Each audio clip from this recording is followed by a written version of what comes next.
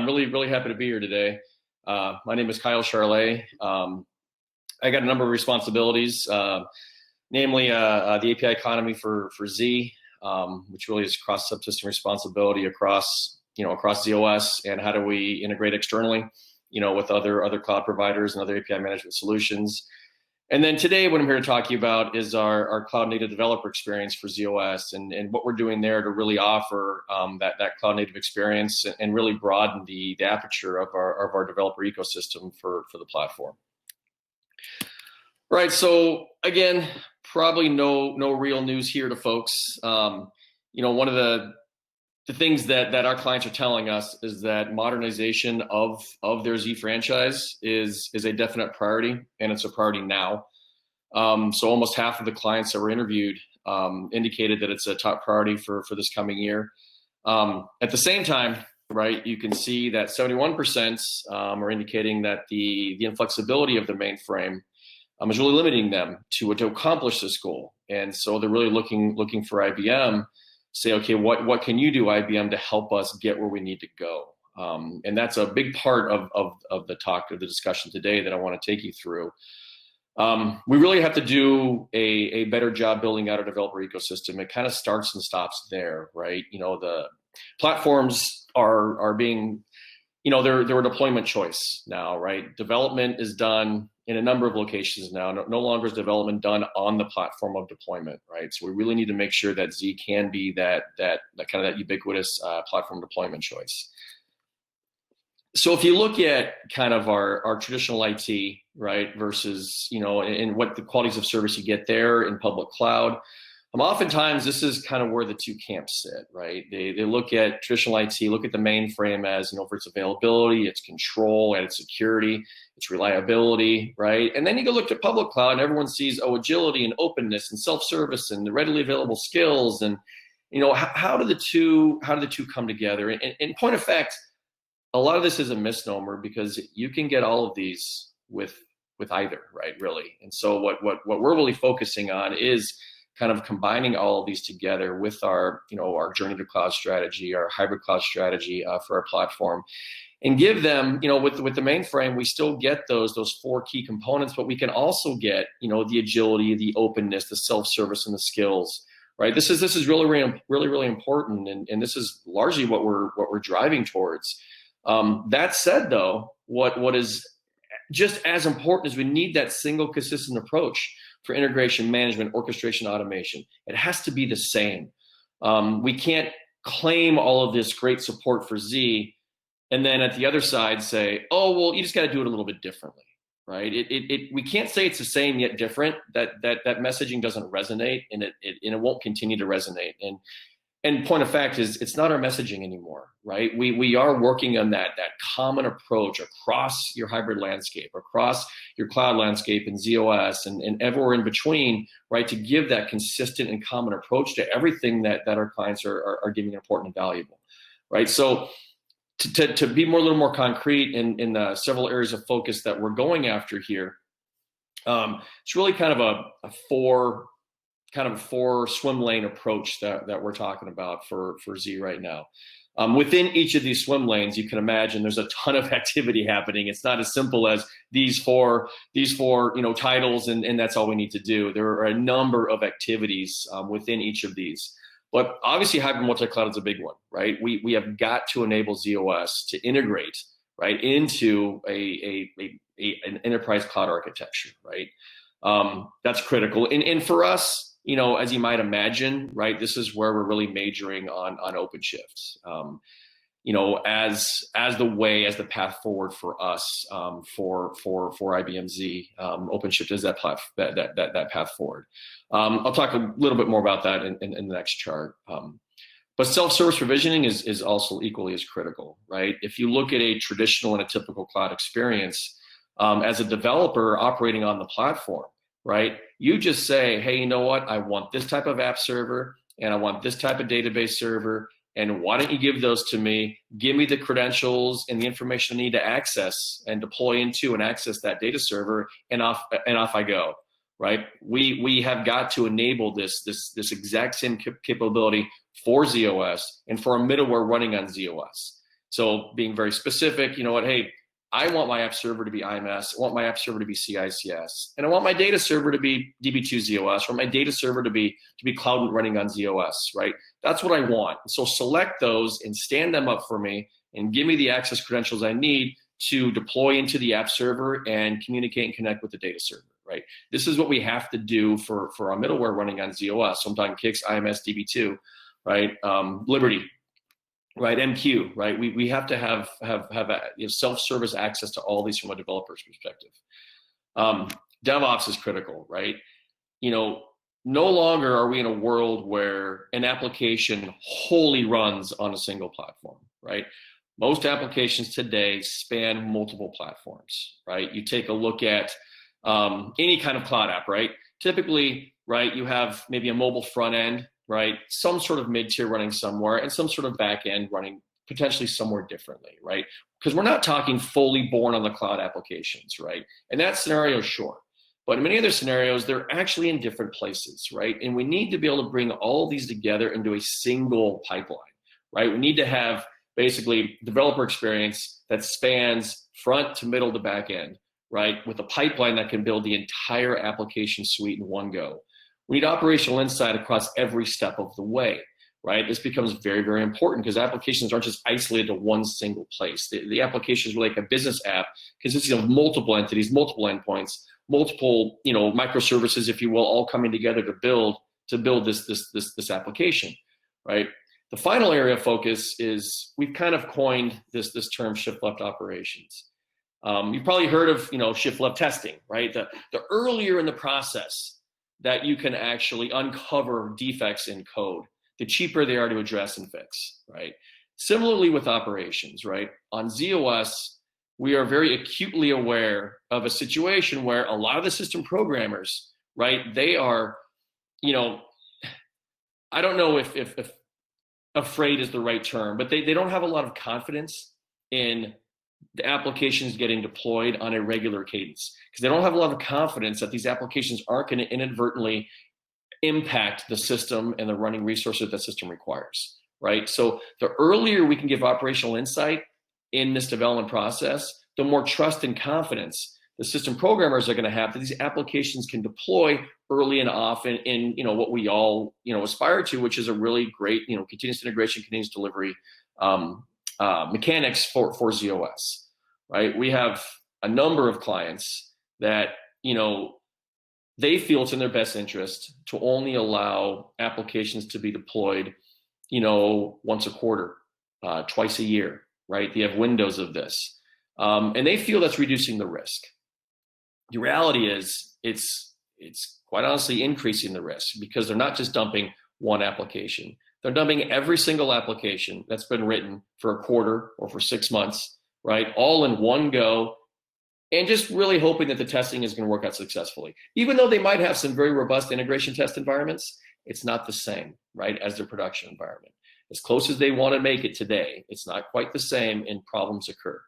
However, if we can actually provide the confidence and the trust that what the developer communities or the developers are actually wanting to deploy in the platform has had adequate testing, adequate operational insight, then suddenly you can actually increase the rate and pace by which you deploy on our platform because the confidence and the trust in those applications is going to be elevated, right? So again, I don't want to harp on that one, but that's just a cultural thing that we're dealing with on the Z platform.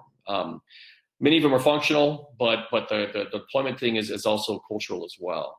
So these 4 pillars, if you will, really represent what we're really going after with our cloud native developer experience for ZOS. So let's unpack at least that first pillar for a moment here, right? Obviously, we're majoring in OpenShift here. That's very critical for us, as part of this acquisition, as part of what we're doing for ZOS. And OpenShift brings along some very key capabilities, right? One of them is that you get that single control plane, that single experience across different cloud providers, right? So there's been a number of analogies that I think we've all heard, right? One being, kind of the, cable providers. Really now, cable providers are really just being used for internet, right? And now we have other streaming providers that just kind of render the cable provider as the internet pipe, right? So you have the Hulu, the YouTube TV, the PlayStation View, although that's going out of service in January, but you have a lot of other ones, right, that are streaming services that just say, you know what, your cable company is just the infrastructure that we require to run our platform. That's really what OpenShift has done as well, right? OpenShift running on GCP, running on AWS, is really leveraging that cloud provider as, if you will, the dumb pipe, right, to run the compute, right, for what OpenShift delivers, right?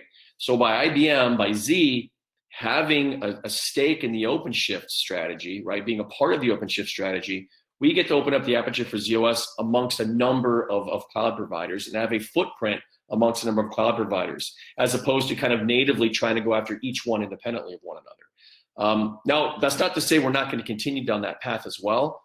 That's why I use the term majoring on OpenShift. So it's not OpenShift only, but it's very much majoring in OpenShift and making sure that we absolutely nail that experience down, right? And so these are some of the areas that we're after. It's first-class, trusted, seamless integration with Z, right? These are very, very important. This is what we're going after quite heavily with what we're dealing with what we're talking about with our cloud-native experience. Specifically for OpenShift, I want to bring up one capability that is currently in beta, and it's going to go. We have plans to go GA fourth quarter this year, and that's with our ZOS Cloud Broker offering, right? This brings ZOS runtimes to the OpenShift catalog, right? So I'm talking about the IMS, the CICS, the DB2, right? And what it offers. So ZOS Cloud Broker today is built on the Open Service Broker APIs, right? These are open APIs, and what it allows basically non-containerized platforms such as ZOS to offer services, right, that can be rendered and exposed from a cloud platform, right? Like what was IBM Cloud Private, right? Now moving into obviously OpenShift. And so that allows a cloud platform like OpenShift, that is typically everything about that environment's containers, right, to actually communicate and manage to a platform like ZOS that isn't today containerized, right? Point of fact, we are working on ZOS containers, right? Different than ZCX, different than ZOS container extensions, which is really about running Linux containers on ZOS. ZOS containers is about actually running ZOS containers by which we can containerize our middleware and run our middleware IMS CICS DB2 again inside of these containers. Although data is really kind of typically separate than containers, so running DB2, running a database in a container isn't something the industry is really doing a lot yet today, but certainly our app servers and IMS and CICS are looking to containerize. But even today with Cloud Broker, this is going to give us in fourth quarter a way to expose some ZOS runtimes to the OpenShift catalog. So that's very, very important for us. We have that capability with Cloud Private, and now we're extending that capability to OpenShift. Point of fact, OpenShift has announced deprecation and is removing OSB support in 2020. So we're quickly pivoting our Cloud Broker offering to actually take advantage of what's called the Ansible operators, right? So the operator framework, it's a Kubernetes thing, right? But OpenShift has added the ability to have Ansible-based operators to then again offer services to ZOS. So we can talk on and on about cloud and OpenShift and integration and how essential that is to build a hybrid cloud experience.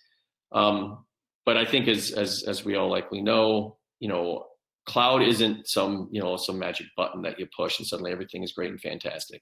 Foundational to any cloud offering is that automation, right? So how do we build the right amount of automation of the right things so that we can be more cloud ready, for one, and be just more easily to be integrated into a cloud infrastructure as well. Automation is very, very key to that. So I want to back up a level and just really talk about our automation strategy for ZOS right now. And I'll do a demo of what I'm talking about right after this quick section.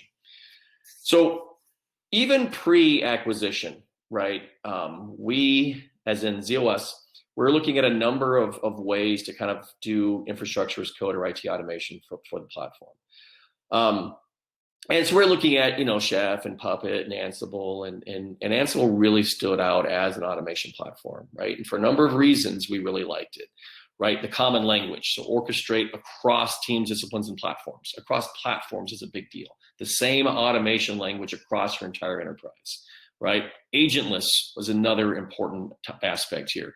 You don't require agents at your endpoints. What you really require is SSH and Python, right? Those are the two big kind of hitters, and we have both on ZOS, right?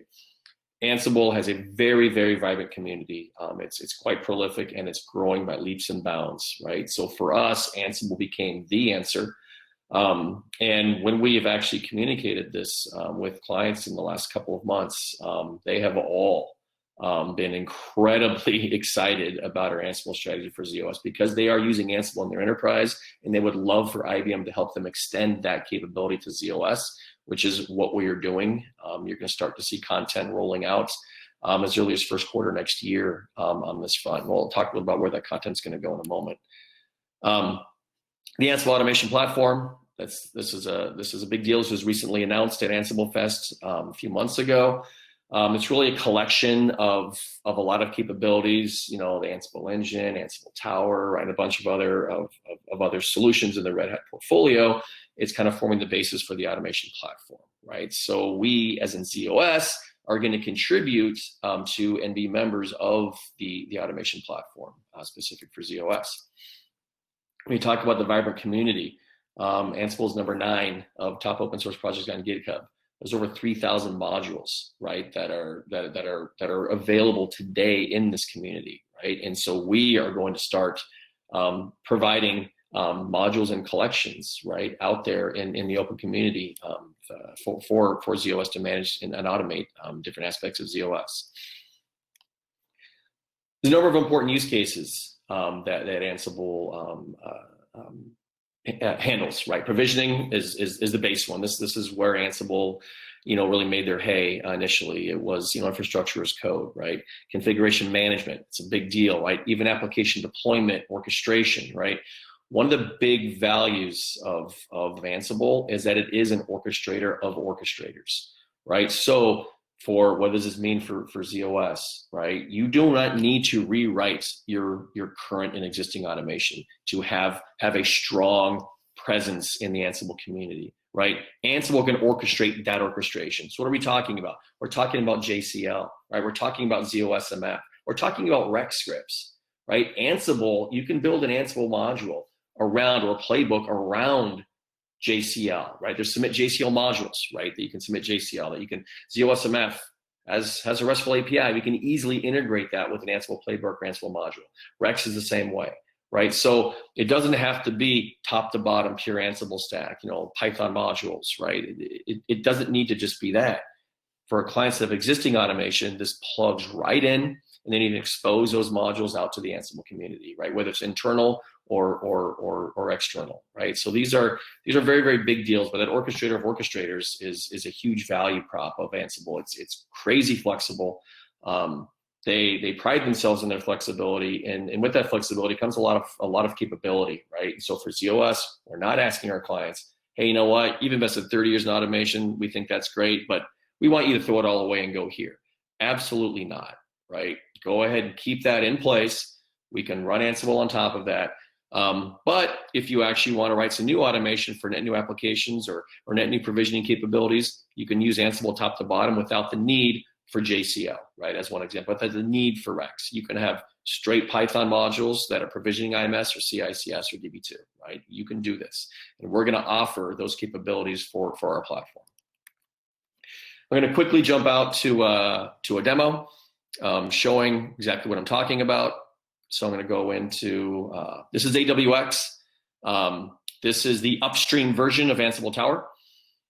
So this is the open source version of Ansible Tower. And so here, clients that are in this space, we actually have some clients running AWX in production, which we found, frankly, a little bit, we weren't quite expecting that because there's no SNS, right? The SNS comes from the community.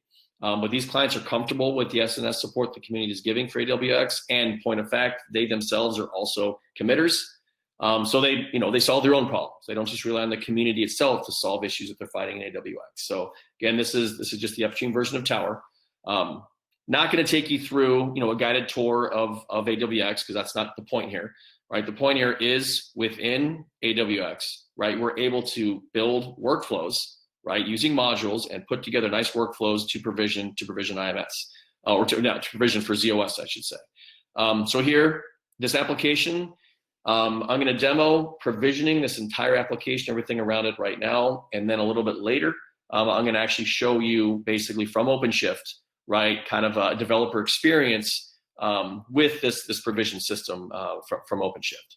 So here we're going to provision what's called the bank of Z, and I'm going to go ahead and, well, I'll just start a job. I'll just start the job right now. So this is going to fire up the job. You'll see that there is, I'll zoom in here. We don't need to go into a lot of detail here, but this is a visual workflow that any build engineer can put together, right? So it's going to start off, you know, here, right, and start working through. You can run a bunch of parallel tasks and processes. If a task fails, you can have failure routes to clean up things that failed. But at the end of this, we're going to have our entire system actually provisioned. So while this is running, this takes a little over 9 minutes to run. I'm going to take you through what each of these steps are doing, and so you can see what this actual demo system entails. So going back here, this is the system. So our Bank of Z showcase application, which is out there available in Z trial, right, for our clients to use. This actually is, in this case, it's an IMS system. It's got a couple of different application containers, right? It's a traditional, what's called an MPP container. This has a bunch of COBOL and PL1 workload, right? Accessing IMS DL1 databases through this one's just issuing it through the native proprietary DL1 interface to IMS. We also have other app server address spaces in IMS. These are the Java regions. So here we have pure Java workload going SQL to DB2. And for some of the other bank capabilities, we have a mixture of Java and COBOL workload that are using SQL to both IMS and DB2. So while IMS traditionally is a DL1 data store, it also has a SQL engine now, so you can send SQL to IMS. So it's bringing up this whole system. There's an IMS Connect, which is really the TCP/IP gateway coming in. This whole application is API enabled through ZOS Connects, right? That's our API story for transactions and data for ZOS, right? So this is the system that we're provisioning. Now, there's a number of steps that's happening. So when I said this demo took 10 minutes, it's actually doing quite a bit. One is provisioning. So it's actually standing up everything. It's bringing up a scratch IMS. It's bringing up the MPP regions, a couple of them. It's bringing up the JMP regions. It's bringing up the IMS database. It's bringing up the DB2 database. It's bringing up the IMS Connect address space, and it's bringing up the entire ZOS Connect server instance, right? So provisioning through playbooks in Ansible are doing all of this with different playbooks for each one of these. It's also doing some configuration management. So it's actually configuring the ZOS Connect to actually communicate with the back-end subsystem, in this case being IMS. It's configuring the IMS system to communicate with the actual IMS and the DB2 systems, right? So it's been linking those systems together. So it's doing all that config management and just the general configuration for the IMS system. It's doing all that through playbooks as well. It's also doing application deployment. So it's actually building and deploying the PL1, the COBOL, the mixed language COBOL Java, and the Java workload. It's deploying all of these. It's also deploying the APIs into ZOS Connect that are opening up restful access to all of these bank services. So app deployment is also happening as a part of a bunch of Ansible modules and playbooks. I'll also add, if I go back up one, from a configuration management standpoint, it's actually loading the IMS data with actual test data for this banking application. You don't always have to do that, but in this case, it's a scratch database, and the configuration is actually loading it with data content. Lastly, when we talk about orchestration, right, it's actually leaning on existing Rex, JCL, and there's some Python modules that were written. It could have used ZOSMF. In this case, we just didn't have any flows from ZOSMF that we needed to enable. But it's doing all of this completely non-optimized, right? We just wrote some vanilla playbooks just to get this thing working from a demo perspective, so we could showcase this to clients about what is possible with automating existing automation, and still completely non-optimized. Everything I just described to you was taking a little over 9 minutes to do. That's pretty darn fast from what it's doing, but also from a traditional experience with ZOS, right? It's pretty darn fast. We can take a look to see where we are, right? So it's still running. We're, about 4.5 minutes in, running through the system. You can see we're parallel execution of these 4 steps right now. So we're getting there. This one just finished actually. So we're getting there. Go back here. So what are the next steps while we're finishing up this first demo, right? We've gotten, like I said, overwhelming response from clients in this space. So, we have a lot of sponsor users. Right now we're at 14 and counting, and we expect that number to grow. And we don't want it to grow beyond our means to actually engage effectively with sponsor users, but there's just so much, so many clients that are really interested in this. They all want to be a part of this, of this play and actually help us refine our strategy. We're building a base ZOS Ansible collection, right? And so there's some ZOS fundamental services that we want to build modules around that are going to be commonly used across anything that we're going to automate on the platform, right? So we're building this base ZOS collection. These are the basic building blocks necessary. We're actually working with Red Hat, so we're engaged directly with their Ansible engineering team and their product management team. We're going to deliver Red Hat certified ZOS Ansible collections, right? To both Ansible Galaxy, which is really kind of the open source, here's where everything goes, all the modules and playbooks, and the Ansible Automation Hub, right? That's where the certified content goes in Automation Hub. Any content can go in Ansible Galaxy, right? And what that certification means is that you get SNS, right? So our clients that already have existing licenses for Ansible Automation Hub are going to be automatically entitled to SNS for every certified Ansible collection that's out there, including the pending ZOS connections that we're going to be starting to contribute to. Like I said, in first quarter next year is when we really anticipate getting more and more collection content out there, right? We want to work with sponsor users to prioritize which products to focus on first and which use cases, right? You heard use cases of provisioning, right? Of configuration management, right? Of application deploy, right? We've had clients come forward specifically for each of those 3 right now. There's some clients that really want Ansible for app deploy, right? There are some clients that really want provisioning and config management, right? So we have to prioritize, right? What we're going to focus on first, what's going to give us the biggest product reach or solution reach, if you will. And so we're working with our sponsor users to absolutely do that right now.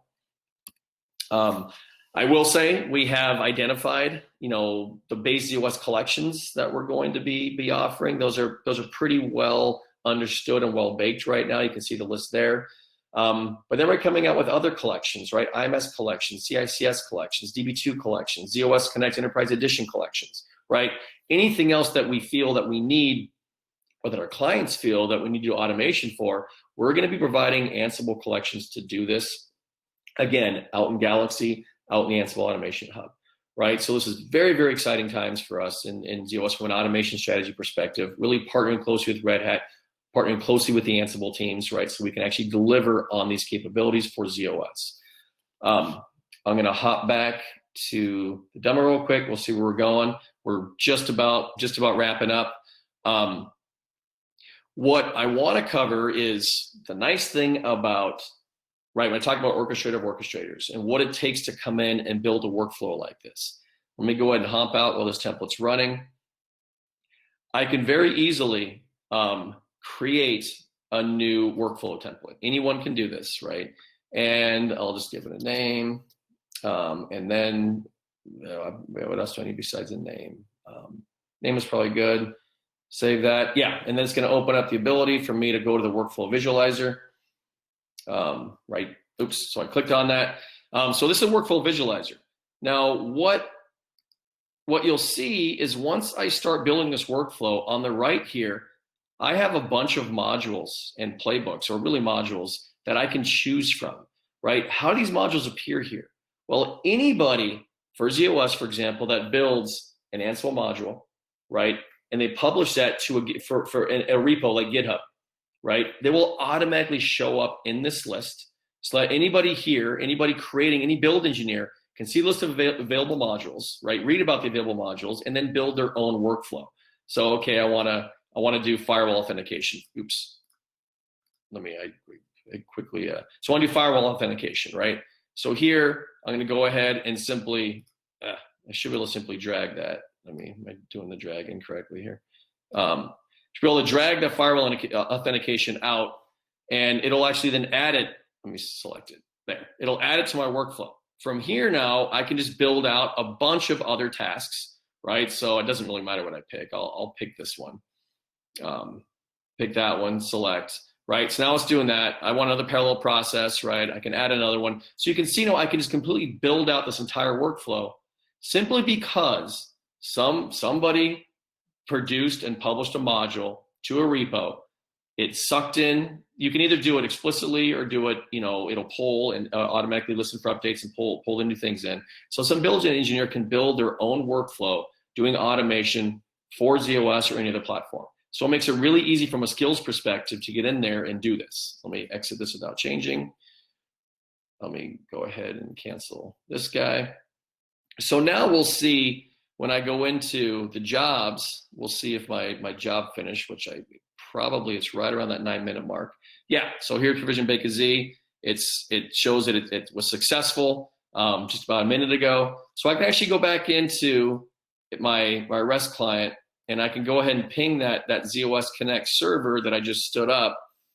And there you go. You can see I'm just getting a bunch of account balance information from that ZOS Connect server, driving one of the services, basically the get account summary service that's offered by one of the applications running in IMS, right? So our Ansible story is a really good one from really just an automation perspective. And without this automation, without foundational automation, we're not gonna make it in any kind of cloud-like, cloud look, cloud feel experience, right? The automation is so critical. Self-service provisioning, that's all done because you have automation, right? So let's quickly get back to, go back to the presentation. Oops, that's not the presentation. This is. So let's move on to the next part of the demo, right? So we talked about majoring in OpenShift, right? We talked about the importance of OpenShift, right? And what we're doing there. We talked about our cloud native developer experience and all the different things we wanted to add. I just showed you the self-service provisioning bit of that. We're going to be integrating that provisioning, as you can imagine, as tiled experiences in OpenShift, right? So you have a tile that represents, an application and its required components, or a tile that represents, I need an IMS app server, a Kix app server. This underlying automation is what's going to be leveraged to actually provide that self-service experience for basically our cloud native developer experience for ZOS. So I want to show you that in action right now. This is a running cluster on IBM Cloud. This is an OpenShift cluster on IBM Cloud. It's running at the 3.1.1 level of OpenShift. We're going to be updating to 4.x soon enough, but right now we're on 3.1.1 still. You'll see there's a couple of pods here, right? So we have basically an internal front-end test tool running in a pod. We have a Jenkins pipeline running in a pod. We actually have our editor, right? So for those of you that are familiar with Code Ready and OpenShift, we have our Shea editor running in OpenShift, right? So the story here that I want to take you through is, there's been some updates to this Bank of Z application, right? And through testing, so I'll just pick through this pod. And so each of these pods has opened up in what's called in OpenShift a route. It's really just an ingress controller. So they externalized a route to communicate internally to this pod from the external world. This is the route to this pod. So if I select it, it's going to bring up this internal URI. I'm going to log in. And I'm going to see that the account balances are all zeros, right? So that's a problem. Somehow in internal testing, a defect was introduced in the system. Well, as a developer, right, I happen to know that, well, this account balance, I know which service is responsible for delivering the account balance. So because I'm API enabled through ZOS Connect, as you saw when we did the Ansible demo, I can just bring up any REST client. This is just a standard REST client. And I can go ahead and drive that transaction directly for the get balance to kind of make sure that I really is honed in. It really is on this side of the fence versus it's not, somewhere else. So I'm going to go ahead and drive that request. And we're going to see in my response, yep, sure enough, it is that service. All the balances are zeros. So let me go and open up my editor from within OpenShift. So go into that pod. can open that editor up, and this, again, for those of you that have seen OpenShift and seen Code Ready or seen VS Code, right? This is going to look really identical, which is by design. Again, we talked about we need a common and consistent experience. This is exactly what we need to be delivering here, is that common and consistent experience. So I can go over to my file explorer, and I can start even from scratch. So this is the COBOL application, right? That represents that application that provides the service for account balance, right? So I'm in there, right? I want to go into a debug session. So I'm going to go back here. I'm going to drive in debug mode this same transaction. I'm going to go back to my editor, and I'm going to connect to my park debug session. That's by default paused on entry. So I'm actually right now live debugging from OpenShift, right? Live debugging a COBOL application running an IMS on ZOS. So I'm going to go in, and I know roughly where the account balance information is, right? Here's account summary. So I'll just go in here and I'll set a breakpoint in here. You'll notice breakpoint set. Again, you'll notice this is standard op, right? This is exactly what you'd expect from any debug experience. I'm going to run to my breakpoint. Here I am. Now I can just start doing regular traditional debug stuff. I can start stepping over the code. I can look at my call stack. I can look at my variables, see what's happening, see how they're changing, right? As I kind of step through, my eye gets drawn to this line right here. Now, don't got to be a COBOL expert to be able to read this to understand it's probably not awesome to move zeros to the account balance field. Right? Probably not the awesome thing to do. So, okay, I think we found the problem, right? So I'm going to go ahead and exit my debug session, right? I'll go ahead and get rid of that breakpoint. Well, I can get rid of it in a number of places. I'll get rid of it here. So I'll get rid of the breakpoint. Okay, we're good. Let me go back in now and actually let's update the code, right? From the most simplistic standpoint of all time, I'm just going to comment the darn thing out, right? So there we go. Account balance zeroed out, right? Or not zeroed out, commented out, right? Because we think that's the offending line of code, right? Now, typically we do this through the Git CLI, but I'll go ahead and say, okay, here's my changes. I'm going to go and add to the change set. I'm going to say, fix this issue, right? I'm going to commit that. And I'm going to go ahead, I'm going to push it, right? So, okay, so it doesn't matter. It wants me to first pull my changes because something got out of sync. That's fine. So I'm going to pull my change. I got to go ahead and kind of re-go through this a bit because it wants me to, it's going to want me to go back in and do the same thing again. Yes, sure. Save all and commit, right? So now I'm going to get back to the basics. Do all this again. Yeah, we're good. Now I'll go ahead and push. What this is going to do now, it's going to kick off. I go into builds. I go into pipelines. It just kicked off a build, right? Because I had a webhook, right, sitting out there in Git when the code was pushed. It's now going to go ahead and start the process of building. You notice in here an overview, right? I actually have a Jenkins pipeline, right? Also integrated. That Jenkins pipeline is inclusive of the front end application all the way through the back end running an IMS, right? So here in the build, in the pipeline, you'll see this pipeline's getting kicked off. We've had some, you'll see about an hour ago we did a test. The network is running awful slow right now. So some of these things are taking quite a bit longer than you'd expect to actually run. This is not a ZOS thing, trust me. There's some congestion in the network right now that's causing these things to take a while to run. But in this case, right, we're leveraging the dependency-based build in ZOS, right? What that's doing, it's basically, for those of you that aren't familiar with DBB, among other things, right, it's Maven for COBOL or PL1, right? So it's many more things than just a build tool. It actually understands the dependencies and how to stitch all these together and do all this great stuff. But, it is the equivalent of, what Maven is the Java, DBB is the COBOL and PL1. And in this case, since we changed the COBOL application, DBB comes front and center. If I change the Java application running an IMS, we'd see a Maven step going in the pipeline because, again, we really are going to build what was changed, right? There's going to be an Artifactory part of this where the binaries go to Artifactory. Then there's a deploy of that COBOL application into IMS. Then there's a quick sanity check API test to make sure this whole thing worked fine. And then we go back in, and obviously then we start seeing those balances actually reflect the actual balance. So while this is running slowly, we'll go back and kind of wrap up the rest of the presentation.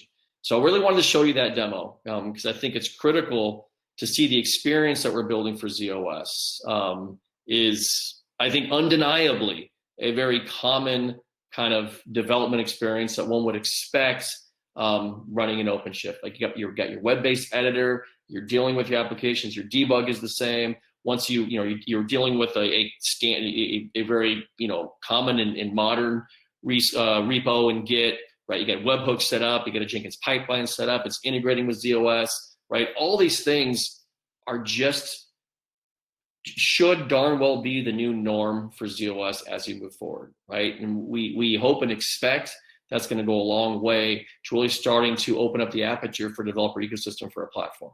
If developers can get self-service, they can get a common editor debug experience, suddenly it becomes less about the nuances of ZOS and more about, I'm just building an application and I happen to be deploying it to a ZOS target, right? This is really what we're all aiming for. When we talk about that editor I just showed you, right? So that editor just was the VS Code extension was just brought into the VS Code marketplace. It's September, like late September, right? It already has 1,400 unique installs, and it's the number 5 rated in the VS Code marketplace right now, right?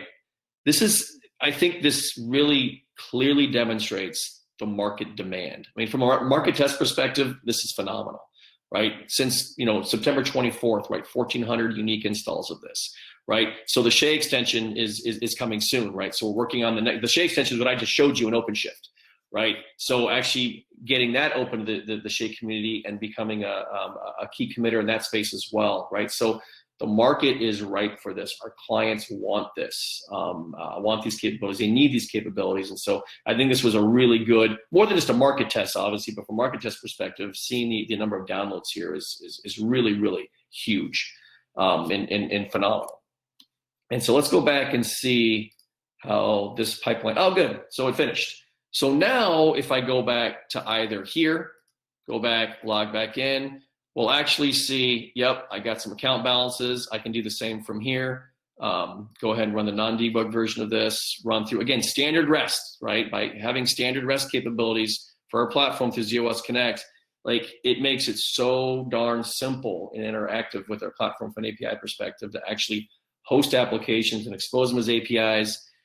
Because frankly, not all APIs are created equal, right? They might have the same schema, right? They might have the same input and output. They might offer the same services, but that doesn't mean that they necessarily have the same scalability, the same throughput, the same availability, right? So when your APIs are backed by ZOS, you get those, right? But then you get the beauty of just an API. So developers anywhere writing applications are just consuming APIs that they discovered in some API management catalog, whether it's internal catalog or external, and they're off driving applications that are bringing in ZOS assets and data, right? So it's really big part of everything that we're delivering for the platform. This is what I wanted to take you guys through today. I believe that was the last chart. Oh no, I lied to you all. There was one more chart. This is just kind of a collection of everything that we're talking about, right? You saw a lot of this. Open and familiar developer tools, right? Integrating into a hybrid multi-cloud architecture, right? Self-service of ZOS runtimes, integration with enterprise CI/CD pipeline using popular tools like Git and Jenkins, right? I showed you a lot of this. Integration with existing developer communities, right? That's a lot of what we're doing with Ansible is one. There's other areas we're doing this as well, but Ansible is a big one. There's a little page thing here that I'll go ahead and delete. Z-Trial I talked about, right? So a lot of what we're showing, we don't have OpenShift yet available in our Z-Trial offering. We don't have an OpenShift cluster available there yet, but trust me, we're working on that right now. So the demo that I just showed you, we can run this from a standard web-based, VS Code editor, or excuse me, a Shea editor, right? We can do all of that, but we want to do this from within OpenShift. So we actually want to make OpenShift clusters available in Z-Trial so our clients can run through exactly what I just ran you through. The AWX stuff, the Ansible stuff, we are going to get that available on Z-Trial as well so our clients can also start using and leveraging that. More importantly, though, those certified collections of content are going to be available out in the open, right, in Galaxy, right, than certainly in the Ansible Automation Hub. So our clients are going to be able to go and actually play live with that as we deliver. They'll be able to consume the day we deliver there because it's just out there in Galaxy. So again, that I promise, yes, that was the last chart.